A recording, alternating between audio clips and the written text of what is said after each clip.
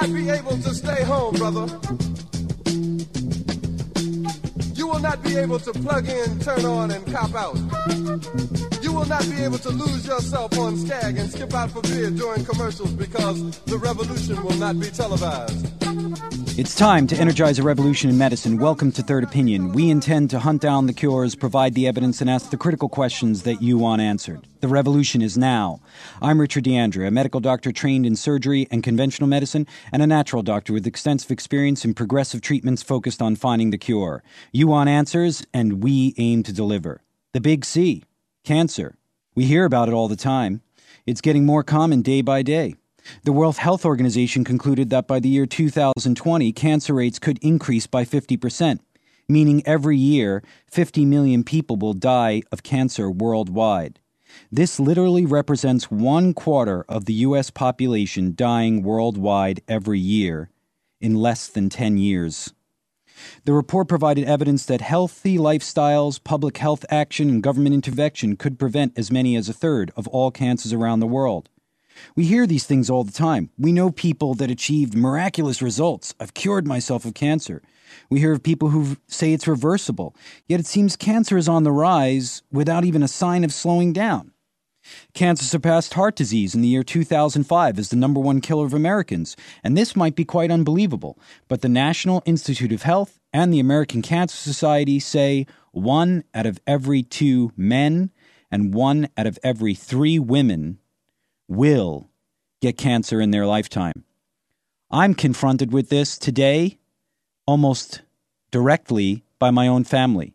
Today, my father was diagnosed with prostate cancer, and less than a week ago, my mother with breast cancer. So these are true things that are happening. And I ask you this question. Can you think of anybody in your immediately friends and family who has not died of cancer, suffered from cancer, or seems to be dealing with it now? It's becoming so common, I would say it's more common than the bubonic plague. Breast cancer is the #1 cancer in women, followed by lung and colorectal cancer. In men, it's prostate cancer, followed by lung and colorectal cancer. The war on cancer started with Nixon in 1971. To date, we have spent over $1 trillion on research into cancer. Yet still, we seem to fail miserably, and the results are far from worth the cost. I find it difficult, near impossible to believe that with $1 trillion, you can put a man on the moon. You could even possibly build the pyramids on the moon. You could build a shuttle to the pyramids on the moon, but still all they have for us is a promise of the moon. No cure. This would lead you to believe that either cancer is winning the war or that there is some vested financial interest in perpetuating the war on cancer. It turns out it is literally no joke. You are worth more with a disease than without one to the medical economy. It profits from your pain. Today, we will discover that there is an answer for cancer. But now, for some real news, the stuff worth knowing. Lung cancer vaccine extends terminal patient's life. CNN. Havana, Cuba, CNN. Terminal lung cancer patients are living longer thanks to the world's first registered lung cancer vaccine, a leading Cuban scientist says, Dr. Gonzalez. I find it sobering when research is focused on enhancing immunity. You would think that the fact that we've been alive for so long on this planet fighting disease using our immunity, it's diverse, it's resilient, that perhaps we would decide to engineer an environment around the person that would support this much-needed immune response. It seems that this is the kind of thing that is happening outside the United States.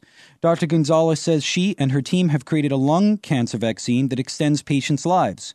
Gonzalez and her team have worked on developing the CIMAVAX EGF vaccine at the Cuban Center of Molecular Immunology since the early 1990s. Gonzalez says that more than 700 patients have received the vaccine over the years, many of them in 7 clinical trials in Cuba, Canada, and the UK. The trials showed that the drug extended the life of terminal patients by an average of 4 months, and in some cases several years, compared with those patients who only received traditional therapies. Of course.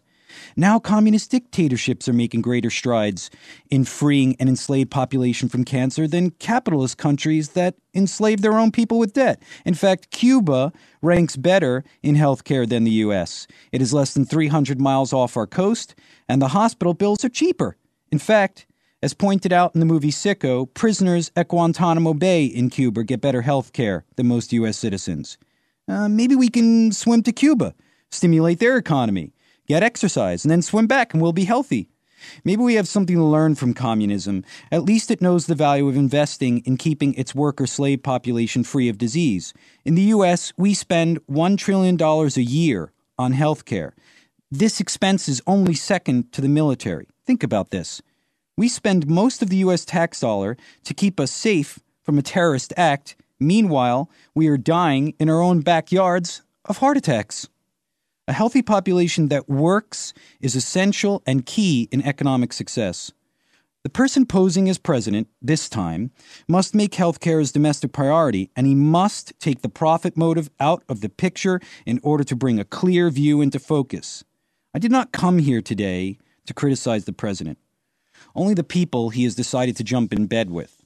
A real solution would mean the termination of commercialized incentives in research and particularly in retail pharmaceuticals, the end of dreams of financial glory replaced with working in concert, all corporations, all hospitals, all of the United States together, limiting contributions to self-perpetuating charities that support one narrow view of drug therapy as the only answer, socialize the insurance coverage that would end expensive defensive medical tactics that pump up procedures and bills because doctors are trying to protect themselves to avoid malpractice, and it will be necessary to upgrade the present clinical establishment's obsolete thinking around expensive surgical procedures, radiologic procedures, chemotherapeutic treatments that have been proven ineffective and outmoded for decades.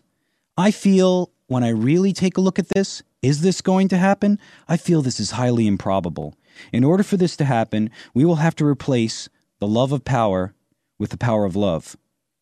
Humans have and will always put profit before people. History has already proven that greed perpetuates suffering. When people see each other as something more than a means to an end, then we will have health care. Don't hold your breath, though. You may faint, and the ambulance ride alone to the hospital may drive you to bankruptcy. Second story, sugar increases risk of cancer. Researchers have suggested that elevated levels of insulin in the blood of diabetics may promote breast cancer. Insulin, a hormone produced by the pancreas, allows blood sugar to enter cells and be converted to energy. During insulin resistance, the process becomes impaired, and the body becomes less sensitive to the effects of insulin. More insulin must then be released to compensate. A healthy diet, regular exercise, weight control can help to prevent diabetes, and also it looks like it may help to prevent cancer, because what we're finding more than anything is that it seems as though sugar feeds cancer. The average American eats about 160 pounds of sugar a year. It may turn out that sugar is what cancer is living on.